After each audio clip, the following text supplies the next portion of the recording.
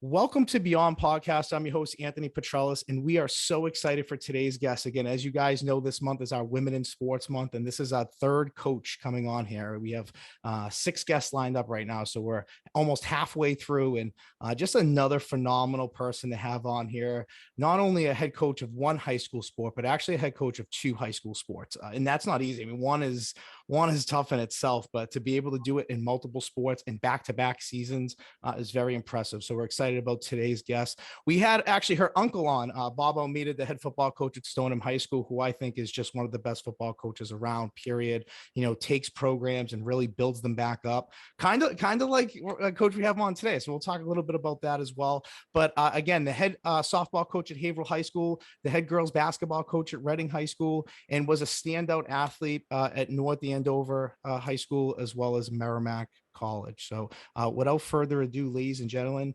Kara Melillo. Thank you. I appreciate the intro and thank you for having me on. Feel honored. Yeah, so we're excited to have you on here. We've been doing our homework for a while on you.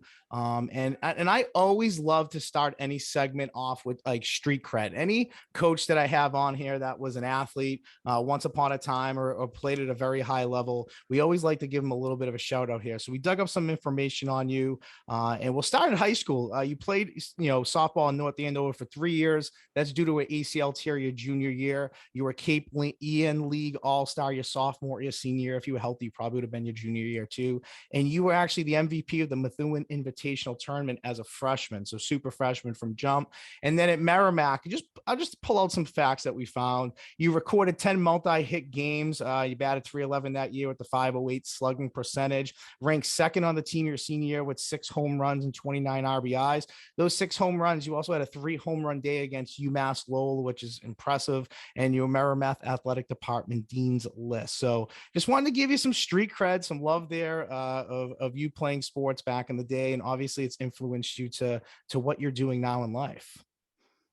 Yeah, absolutely. Thank you. Yeah. Athletics are certainly a big part of my life, and is why I got into coaching. Yeah, absolutely. So wanted to give you your love, but we're going to start out with, you were an assistant coach for a few years at some of these programs that you're currently at, or I know you're Reading, you were at North Reading before that with hoops, but I'm going to start out with softball because I found this pretty impressive. So again, I like to pull out some little things, and we talked beforehand and you kind of, gave me some good facts to make sure I could throw in there as well. But you took over the softball program at the age of 25. Now, previously to that, Haverhill was 29 and 67 over their last 5 years before you had taken over the program. And they didn't have a winning season since 2008. And their last tournament appearance before that year you took over was 1995. So, I mean, for all intents and purposes, you were talking like a 20-year drought or close to it. So taking over the program since, you've made the playoffs 2015, 2016, 2017, 2019, 2021. Making tournament runs.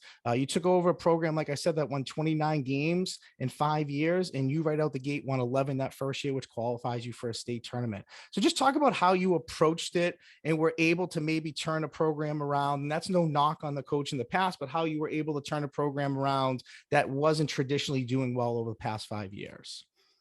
Yeah, I think I was certainly excited when I started coaching in Haverhill. I was really lucky and have been over the past 8 years. We've actually had a lot of talent.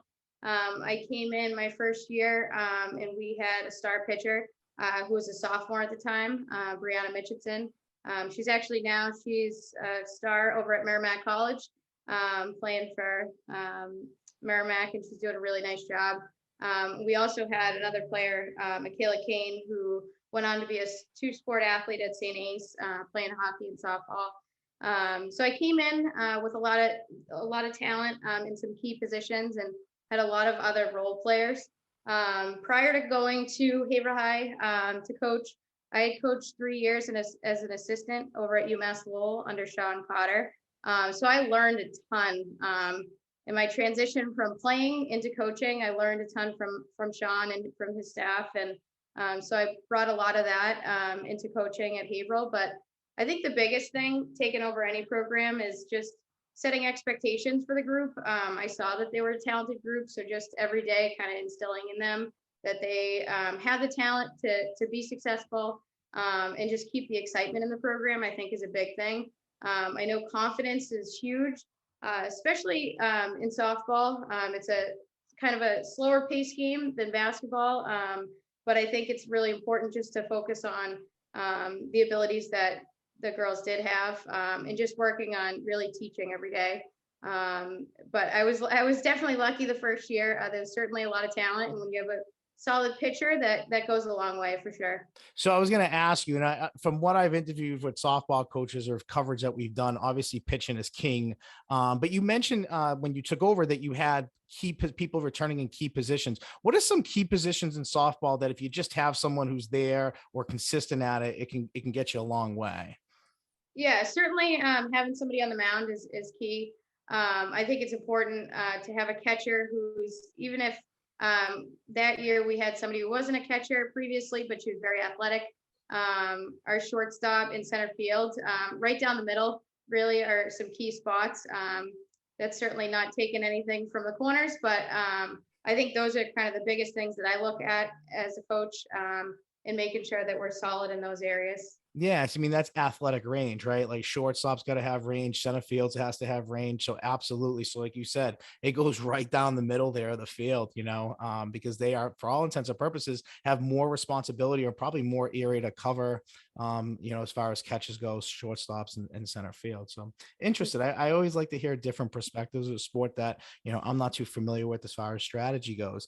And with that being said, I mean, obviously a great turnover.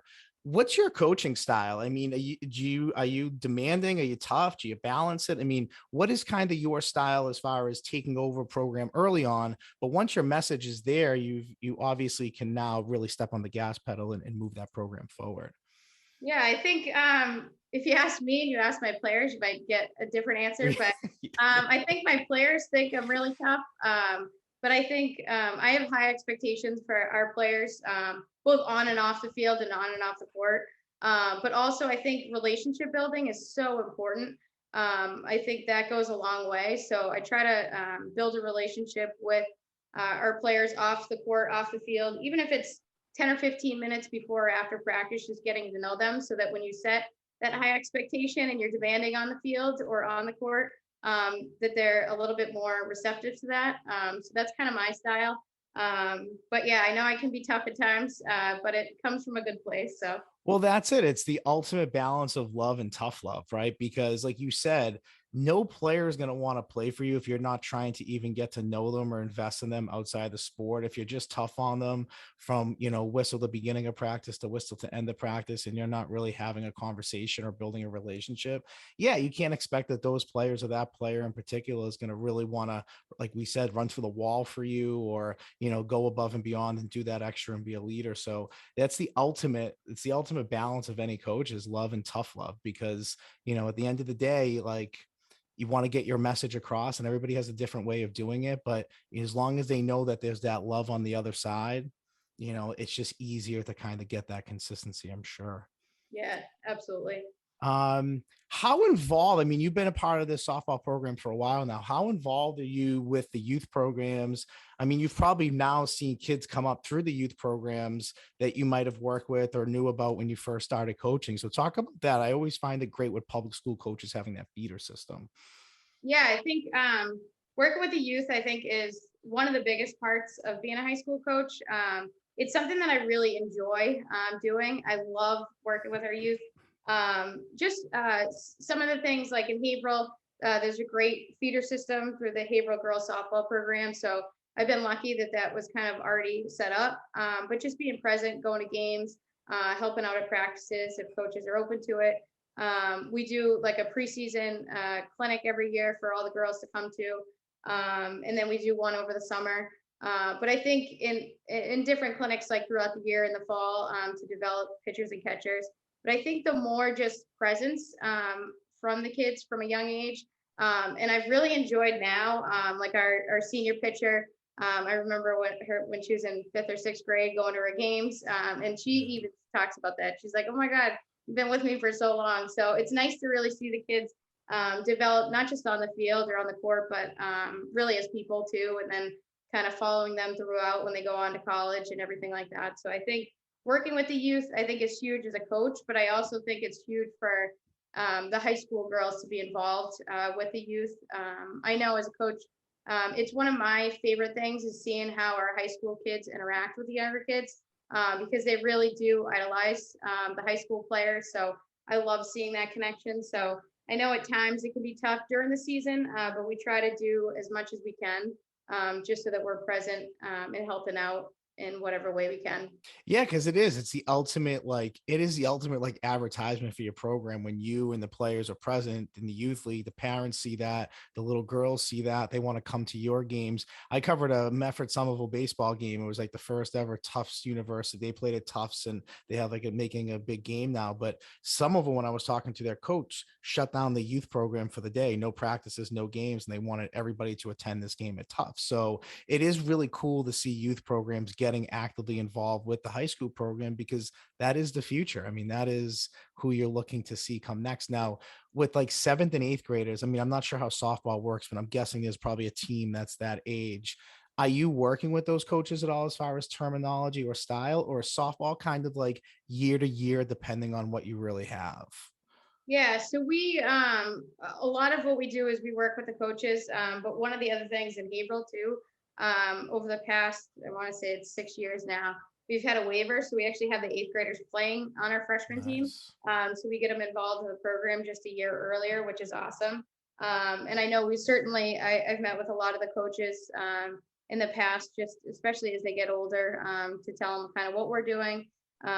We certainly always have an open door policy. So if coaches want to come and see what we're doing at clinics or coming to our practices or games, that's something that I really encourage coaches to do because I think the more it could just be a smooth transition for kids. It makes it a lot easier when they come to the high school if they already kind of know what's going on at the high school level. So those are some things that we've done in the past, just keeping it open for the coaches and players so that they can kind of see what we're doing.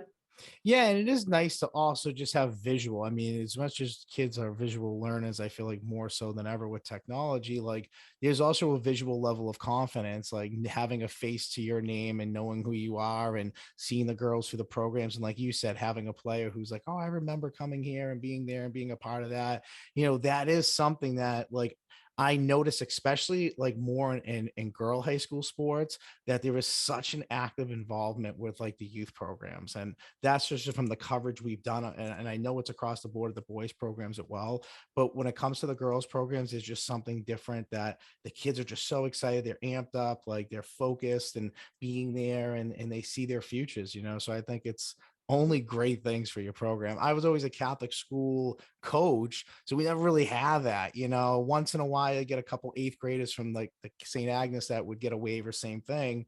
That would be nice to get them on early, but we didn't know year to year what we had, so that's I'm always jealous a little bit for sure. And you're a multiple sport coach, and we'll jump into basketball in a little bit, but the one interesting thing that I find to me, and maybe this is more just like locally north of Boston area, but for me, I always find the Catholic Conference, the Merrimack Valley, and the Middlesex League is the three most difficult leagues and consistent across the board in sports. And I think obviously the all boy conference, but when it comes to the Middlesex and it comes to the Merrimack Valley, it's just they have such youth sports. Like their youth sports are so like involved, and there's so many different things going on that at the high school, those teams are always really good too. I mean, for you coaching in the Merrimack Valley, you're facing good teams, good programs that have the same feeder systems you do. I mean, talk about playing in such a difficult league and how you've been so consistent with your program in that league. Yeah, it's definitely it's really like the no days off approach. Yeah. Every team that we play, it's a test, whether they're at the top of the league that year or the bottom or anywhere in between. We really do get tested. One of the things that I think is good for us, both in the MVC and the Middlesex, is that because we compete so much during the regular season against our own conference opponents, it certainly prepares us for the tournament. So I feel like every year for the tournament, we feel confident just because we've faced a lot of really talented teams. So it makes it fun during the regular season because you really do have to compete every Yeah. single day, and it keeps the kids focused, which is good. But it also has been really, really important preparing our teams for the postseason. And I know just talking to the other coaches that they feel very similar in that regard because it's good. It can make things challenging, but it's a great challenge and it's something that I love coaching in both of the leagues because it's so competitive. But it's certainly been fun. Yeah, I mean, winning that league is a big deal. Either one of those leagues is a big deal. And like you said, it probably gets you ready for that next level competition. Or, I mean, you arguably could say these are the best three teams we might see, and they're in our league. So like you said, it's definitely gets you battle tested and ready for that run. Obviously, you're in season right now with softball. You're doing some great things there. Talk about the squad a little bit, the second half of the season here, what to expect and what to look out for you guys. Yeah, so we have right now we're 8-6. We have our makeup of our team is we have three seniors and two returning seniors. We have one who just played for her senior year. She's doing a tremendous job. But we have a lot of young underclassmen. We have no juniors, so we're all freshmen, sophomores, and three seniors. So it's been a nice balance. We're led by our senior captains. One of our seniors has pitched a majority of our innings. And then, so we've had a nice balance of kids with experience, kids that are coming in. So I think early on, we've had some ups and downs, a lot of learning in the first half of the season, which is good. But we've had some big wins too, which I think has been good for our group. We had a big win over Lowell, 4-0, earlier in the year. So it certainly shows our kids that we can be confident in what we do, but we certainly still have to keep learning and growing this season. So we're excited for the second half of the season. Hopefully earning a postseason bid and then just getting ready for that. So, but we have a nice group of kids, but we're looking forward to the second half.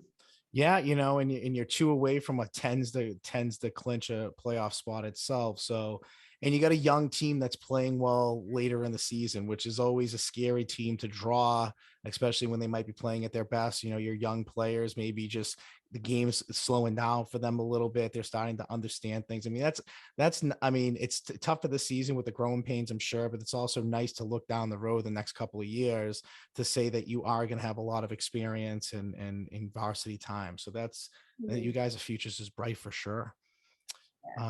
So we'll jump into, we could talk, I bet you we could talk for like 2 hours, but when we jump into to basketball a little bit, and basketball is the season that comes before softball. So you're actually in basketball mode before you're even in softball mode, at least for the last few years. As we said earlier, you're the head basketball coach, the head girls basketball coach at Reading High School. And before that, you coached a couple different spots, like you mentioned, both, high school and collegiately, which is obviously great experience. You've seen the game at a fast pace and understand what it takes to play at that next level for the girls in your program. How similar of a coach are you in softball versus now basketball, or are you very similar expectation wise, how you run your programs, or do you have to morph a little differently because it's two different sports? Yeah, I think overall as a coach, I have similar coaching styles. I'm still tough and want to build relationships with our players. Certainly, the two sports are different in terms of just the pace of the game. But I think my approach has always been just to be organized, to get our team ready, focus on fundamentals and those things to get us prepared. But overall, as a person, as a coach, I feel like it's pretty similar. My style from sport to sport. But certainly the game itself is very different. So I have a little different styles in terms of how I manage games and different things like that. Yeah. Now, taking a look at that and talking about your coaching style here a little bit, I mean, for you, just to kind of give the audience a little perspective here, you got the job, and correct me if I'm wrong at any point here.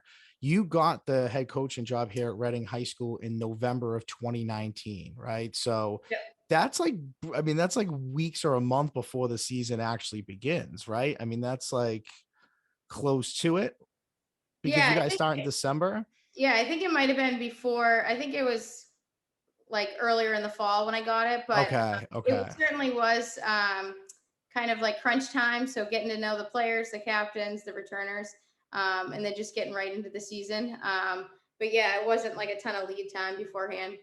Yeah, so obviously you're jumping into that, and then season ends, and really COVID all of a sudden strikes the world. And then the following season, it was probably cancellation after every hour. Things were changing to you haven't practiced, now you're not. You have a game, nope, the other team has COVID, or oh, five kids tested positive, we're shutting it down. I'm sure it was just nonstop, and you do it back to back sports, so you were dealing with that in the winter and then dealing with that with the spring. So I'm just really like want to deep dive your mind here. I mean, how did you go from sport to sport dealing with COVID? Maybe what did you learn from basketball that you then brought over the softball, as far as maybe really just rolling with the punches as far as everything went?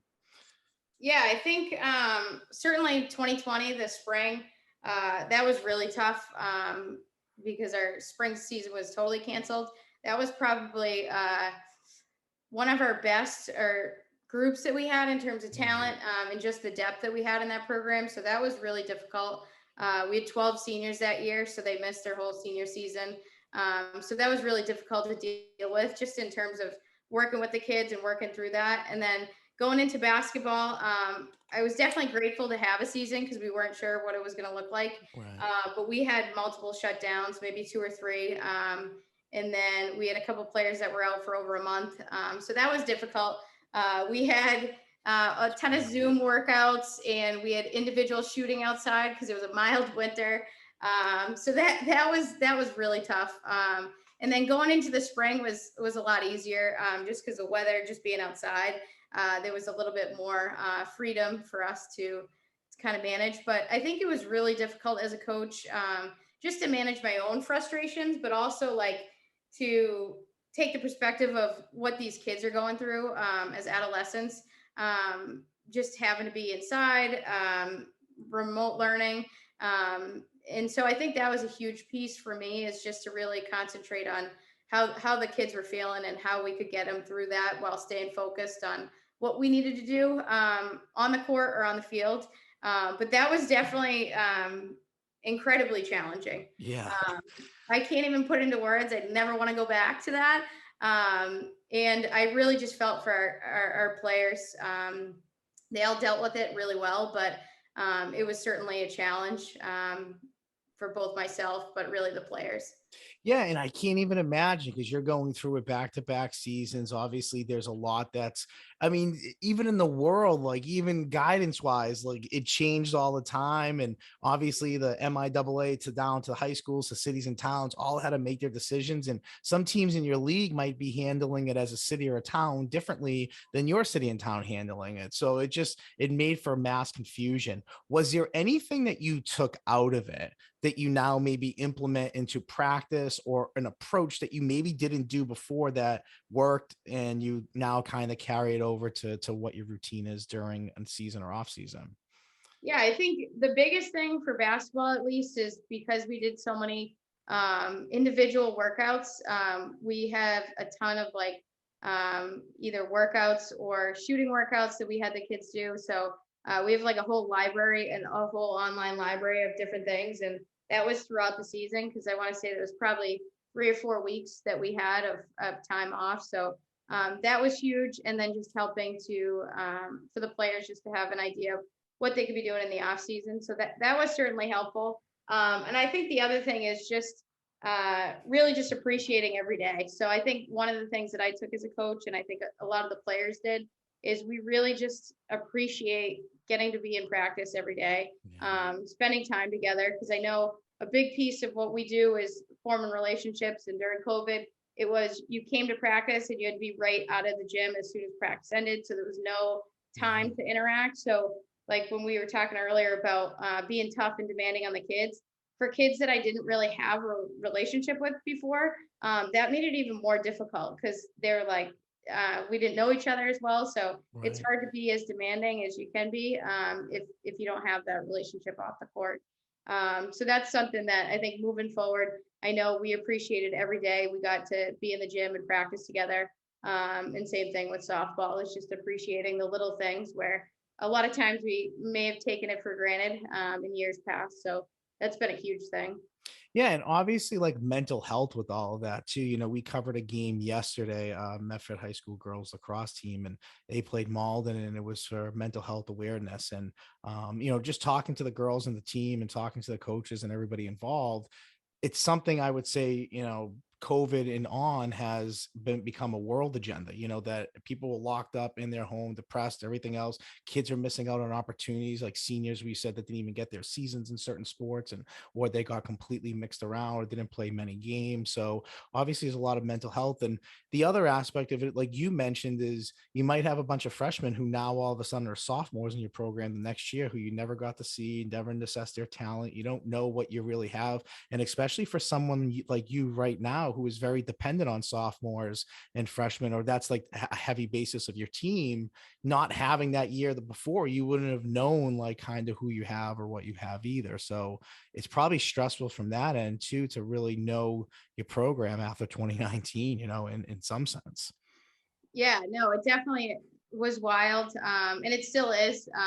It's certainly gotten a lot better, but we still have had some things come up. But it's certainly nice to be back in the routine of things, and certainly for the kids' mental health and the coaches. I Right. work as a counselor full time, so I You know get how it. important the mental health piece is.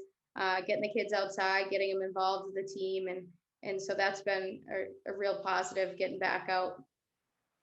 Yeah, and that's great. Obviously, you're involved in the school system in Haverhill, so you understand that and understand that there has been such a spike in mental health, and knowing maybe to bring that to your programs and understand that there are a lot of things going outside of sport that we sometimes are unaware of because we're busy in our own lives too. We've got a lot of things going on to balance ourselves. We're dealing with it ourselves too. We're trying to balance everything, and our lives have completely changed too. So totally get it, and commend you for it, because it must not have been easy. And when I first started this podcast, it was September 2020. So it was like interesting talking to every coach about what they were doing. When we had football coaches on, there was no fall season that year. It was really interesting to see how they were going about, evaluating their program or keeping the kids together, because they did end up playing in like March, April that following year. So yeah, it's always interesting to hear how people handle it. And this could be a mixed basketball and softball question, or maybe it's the same for both. But in the game of basketball, obviously, you look at the Celtics today, and you look at Golden State Warriors, and the way that this game is starting to turn into a 3-point, shooting contest. Are you more of an offensive minded coach, or would you say you're more of a defensive minded coach when it comes to what you want your identity to be? Yeah, I think I'm definitely more defensive minded. I think I coached with my dad for 12 years before I took over in Reading, and he was all about defense. So we spent a lot of time on defense. Yeah. This past year, we just put in a new offense.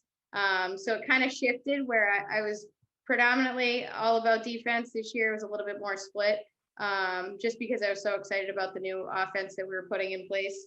But I think I've definitely shifted a little bit. But I think defense is something that I've always looked at in terms of a high school season that you can really get individuals and a team to improve on in such a short amount of time. Whereas offense, we do still fundamentals and different things like that. But I think certainly in the off season is where you see a lot of the growth for individual players. But I think definitely defense. But that's definitely shifted a little bit Yeah. this past year, where we were really excited about the new offense that we were putting in place. Do you find that kids are so prone to want to like shoot the ball a lot and be high offense that it is a little tougher sometimes to sell the more defensive side of the ball? Yeah, I think especially initially when I started at Reading, we made just a couple switches defensively for some of the kids, and it was like they had a really tough time. But just explaining why we do certain things, I think is so important because if you want the buy-in from the players, if they know why you're doing it, that's why we try to explain every day, every drill that we do, that they understand why. And the kids really bought into it. We actually had our leading scorer who just graduated, Jackie Malley. When I came in, she was a sophomore, and she was definitely very talented offensively. But defense, I told her that you got to play great defense if you're going to play for us. And she really bought into it, and she became one of our best defensive players too. So that's something that if you can win over the starters, I think it goes a long way. But I think for the girls, they bought in pretty early on, and I think it was just because we explained why we look at this and why this is our philosophy, and they really took to it, and it's been really fun with that group. Are you man? Are you zone? You kind of mix it up? Is there some? Yeah, we're man, um, and we mix up a couple different things, but just teaching different fundamentals, and the kids really got into it. So it's something that we really stress a lot, and we really talk about how our defense can turn into offense, transition offense for us. So that's something that the kids, as soon as you say that, listen, if you play great defense, if you play defense this way, it's going to turn into more points down the other end. Right. That's when the light goes off and they're like, all right, I got it. So Yeah, I mean, there's something to be said about it. I mean, I've said this on a podcast once before, I think early on when I started this, but like the head basketball coach of the Miami Heat, Eric Spoelstra, I mean, there was times that like he was going to college football practice, particularly the University of Oregon, to understand like spacing and spread concepts and how to get the ball down the court quickly. And, I don't know how much of that translated over, maybe not a lot, but there is the understanding of quick transitioning or making a steal or making a stop and getting the ball up court and scoring very quickly. I mean, you see it in a lot of sports, maybe except like baseball, right, where it slows down. But a lot of sports, it's definitely like up pace, quick transition, quick off of defense. So absolutely, I totally agree with you there. mhm. As far as that goes, do you work on taking like charges and blocks and everything? I mean, how does that work at the high school level? I'm always curious of how coaches work with that. I gotta tell you, I don't do a great job of that. I think I know certainly a lot of coaches in our league do, and they do a tremendous job of it with their groups. I've always been a little hesitant with the whole injury prevention stuff. Right. We've been plagued with some bad luck, and so we've stayed away from some of that stuff. But it's something that I've thought about putting more time and emphasis into, especially watching the NBA, the postseason. That's like half the game. I feel like is taking charges or reviews on whether it's a blocking foul or a charge. So Yeah. I certainly know that. I feel like even in the last 5 years or so, that's really like transformed into a major part of the game. Um, Yeah. so we don't right now, but it's certainly something that I've thought about practicing. But again, I'm kind of hesitant with everything with Yeah. concussions and whatnot. So And it uh, makes sense. Like, obviously, honestly, like there's coaches I've had on here from the football world that don't even tackle at practice anymore yeah, because their numbers are low or injury prevention, everything's wrapped up or helmets and shoulders only. And then the first time they hit or make contact is really game day. So, no, absolutely. And I'm sure there's a lot of other coaches that do the same exact thing. I think you have to look at it from all different perspectives. And that's why I like asking that question because I never really get the same answer. It's always something completely different. So, yeah, totally yeah. it's hard too because like this year we were talking about it, and I was kind of the same way. We would go through the walkthroughs on how to take a charge and showing the kids, but it's hard if they can't practice it in the moment. It's hard for them then to implement it in the game. But it's definitely something I've thought about. Yeah, yeah, like you said, it's definitely changing in the game of basketball. It's how you slow teams down from maybe driving a little bit.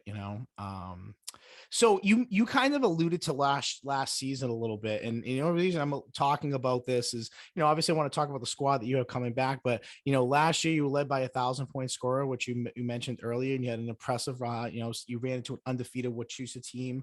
You had an impressive 16-6 season. So it just seems like wherever you go, there's something about the culture you build and the program that you build that there's there's an immediate impact or an immediate shift. You guys, I saw Wachusett play. I actually was covering Burlington boys basketball, and they played it. Oh, I forget. I'm trying to think. I can't remember, but they were the game before them where they played, and I was extremely impressed. I think they played like Springfield Central, or something like that. And it was a back and forth game. They ended up losing, but it was a very, very good basketball game. So talk about your squad a little bit of what you have coming back next year, and what we should be looking forward to in the season. Yeah, I think certainly, like you said, we graduated 3 seniors, and obviously Jackie Malley is over 1,000 point scorer, was a huge part of our team's success this year. But we have a great core group coming back, a nice balanced group, which I'm excited about. I think with our new offensive system that we put in place, and I think we have a lot of talent coming back, a lot of younger players. who I think can fill some big roles next year. So I think early on it might be just finding our identity and having other kids step up, but I think it'll be a lot more balanced next year scoring than it was this year. So I'm excited to see what our group's going to do. I think the sky's the limit. I think they're going to be excited. I'm excited to watch them play this summer and see how they do in their summer league. But I'm excited. I think it's definitely going to be more balanced and just seeing who will kind of fill those big roles for us. Yeah, it's nice. And for you, just is always a high expectation, whether that's on yourself or you instill that in your program. I think it's great. I think it's great that you're no matter what sport it is, you're very competitive year to year, and doing that. Talk a little bit about like coaching, advice that you would have for young coaches out there. Obviously, you got your first start as a head coach at the age of 25. That's pretty young. And that's a lot of responsibility to take on. And then obviously in the past few years, taking on a second head coaching job, you've worked your way there. You were an assistant coach, you've learned the sport, you learned from others. Talk about your advice to young coaches that are looking to maybe jump into any sport, and really start to learn to maybe take over their program at some point in time. Yeah, I think the biggest thing is just be yourself. I feel like I'm myself every day, Yeah. and I think that's a big thing. Is I'm not trying to be somebody I'm not. I think the biggest thing, especially now, is setting clear expectation for players, both on the field, on the court, and off. Because I found in the past when there are different things that come up, it's just because maybe we didn't discuss it beforehand. So I think certainly setting clear expectations and high expectations for players so that they understand the commitment level is huge. And boundaries. I think a huge piece of kind of what everybody's dealing with all social media is just making sure that you have boundaries and yeah, but I think the biggest thing is just being yourself and finding your style, like what works for you. I think goes a long way because I think the kids know if you're trying to be somebody else and you're not Right. genuine, then they kind of read right through that. So I try to just be myself and be passionate about what you do. And I think that's kind of the most important thing. Yeah, I mean, you got enough to worry about in running a program and everything that comes with it. Then trying to be something else or to be like an imposter of who you are in a sense can it's like another job. It's like why do it? Just be yourself, be who you are, absorb, be a sponge, learn all that.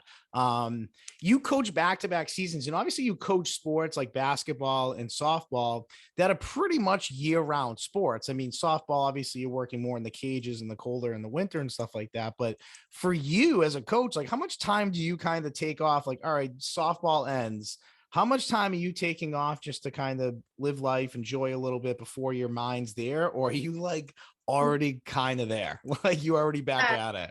yeah, like I try to mentally take breaks and go away. I like to travel a lot, so that's part of it. But I don't think I'm ever totally out of it.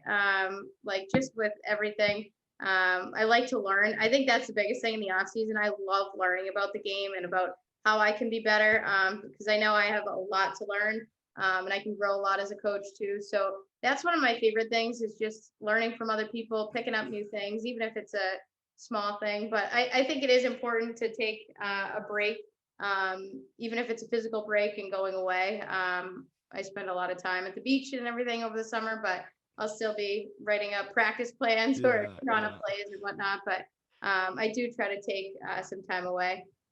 Now, educating yourself, you mentioned it, different things that you do. I know in the world of football, we go to a lot of clinics or travel to a lot of college spring practices.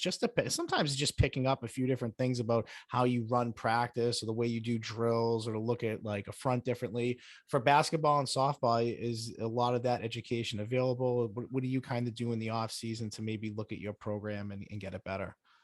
Yeah, I've attended like different college practices. I think is that's been really fun. Just seeing what different programs are Oh yeah. doing, and I think going to different coaches' clinics has been helpful.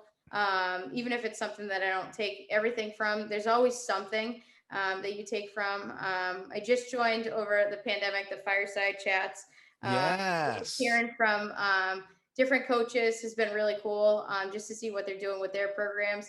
I love seeing that stuff and seeing how people do different things, Yeah. and what I can kind of incorporate into our program. So that's been huge. And then just networking with other coaches to find out, like, coaches in our league or just different coaches that I know, picking their brains about the different sports and about what they're doing, what's worked for them, what hasn't. So that's been really helpful. But I think certainly the network of coaches has been, great just to learn from. I think that's one of the other positives from the pandemic is there's all these different things out there online now, because we Right. had so much time, inside. So I think that's a big thing is just going to clinics and going to practices has been huge. Yeah, and I feel like covering basketballs, there's just such a like you have one coach on here and then there was like I had one coach on here and then it turned into like 6 or 7 other coaches and they all coached together and they were assistants or they want to staff together and now they're all head coaches. I'm like, and I've in any other sport, I mean, I'm sure it's like that, but basketball is just different from my experience of how many coaches in the fireside chats. We had Rick Gorman on here, and he's great. I love him. I mean, his Twitter's great. He's always active. And Yeah. but there's some guests we've had on: Dennis Ingram of Wilmington, Chris McDonald of Norwood, Chris Harvey, all the of Salem State. They've all are on that fireside chat. They've all brought it up on the show. So it's funny to hear another guest that's their education, that's their professional development of going to that and learning from other coaches. So, shout out to Rick. He's a great guy and he's Yeah. accomplished a lot in his life. And he's great. So that's cool that you're a part of that. I think that's smart group to be a part of. All right, so we're going to jump into our last segment here. It's our Cheney's 2-minute drill. Cheney's is probably popping. It's right outside the Boston Garden. Celtics just won Game 7, but it's on Friend Street, 252 Friend Street. It's the best R and Cheney pizza spot, calzone spot around. So I'm going to fire some rapid fire questions at you here. Again, 1 or 2 word answers, nothing crazy. But again, if you answer and I want you to elaborate a little bit more, I might throw the flag and do a little booth review here and vice versa. If you want to explain something, go for it. We're pretty lenient. So let me get the timer set and here we go. Song that still gets you a little bit juiced up that you might listen to before a big game or in the car driving to a game or anything like that. Oh, maybe Eminem, Lose Yourself. Yeah, I've asked this question and I've never gotten the same answer. No coach is throwing out the same song. So this is great. It will continue till the streak is busted. Most important position in your offense and basketball? Point guard. It's like our quarterback. What would you say in softball? Pitcher. Okay. Have you ever been teed up in basketball before? Ooh, no. Okay, that's great. I've had a few coaches that you're like, oh yeah, I have a few times, Coach that maybe you look up to the most, or someone's just had like a big impact on you. I'm sure there's a lot of them, and you can feel free to mention more than one, but go for it. All right. Personally, my dad, we coached together for 12 years, but as a figure, Pat Summit. Yeah, I mean, unbelievable, right? I mean, I remember as a kid, I feel like, I mean, they were it for the mecca of college basketball for such a long time, before really the UConn run started coming in. Yeah. Biggest win you've ever had as a coach, and I'll ask you for each sport, softball and for basketball. Ooh, biggest win, I think for softball was our first tournament win against Lynn Classical. So it was the first one in 23 years. For basketball, I think maybe either the Arlington win or the North Reading win 2 years ago. We were out our point guard, and then we qualified for the tournament when we beat North Reading. That's great. You must have so many big wins. It must be hard to kind of like really figure out which ones. I've heard coaches say just their first one they ever had, it's like getting it out of the way. Most rocking away gymnasium that you go to in basketball that you kind of like don't like playing in. I would say this past year going to Needham and its tournament was wild. Yeah. Okay. Softball, biggest rival in the league. Who's Haverhill's biggest rival? I think probably Andover, just because we've had a lot of close games over the years. Okay. And then I'll ask you this. In we'll keep it in softball because you've coached there longer. Toughest non-league opponent that you've had on your schedule or might have on your schedule currently that you know is just a good test year after year. They're not on our schedule this year, but Arlington a few years ago was a really tough non-league game for us. Yeah, so my former offensive line coach Matt O'Laughlin is the head softball coach over at Arlington High School. Oh, he's a great Yeah, guy. super guy. He Yeah, does a he great was job on with the here. game. Yeah. He does. He's I mean, when I got the head coaching job at AC and he was on the previous staff and I talked to him for like 2 minutes and I was like, I have like another head coach on staff. This is great. Like it was Yeah, like, yes, right away. All right. Well, listen, you survived the Cheney's 2-minute drill. no. And I want to thank you for coming on here today. Obviously, this month is a very special month for us. We've been very active on Instagram and Twitter with it. But obviously, you as a guest, the coach one high school sport and to be a head coach is difficult in itself. Doing that for multiple sports, back-to-back seasons, and that's not just the in-game and the practices. That's running a program, dealing with parents, dealing with boosters, understanding the bigger picture of your program, and really doing that. I mean, I know you do it in the off season, but mathematically, from the Monday after Thanksgiving, you're really going until June, and so that's a long period of time that you are dedicating to, running a program, consistently that has many different levels. So I really respect that about you. And I was glad that we were able to get you on here. Yeah. Thank you for having me. I appreciate it. Yeah, of course. So from Beyond Podcast, I'm your host, Anthony Petrellis. Till next time.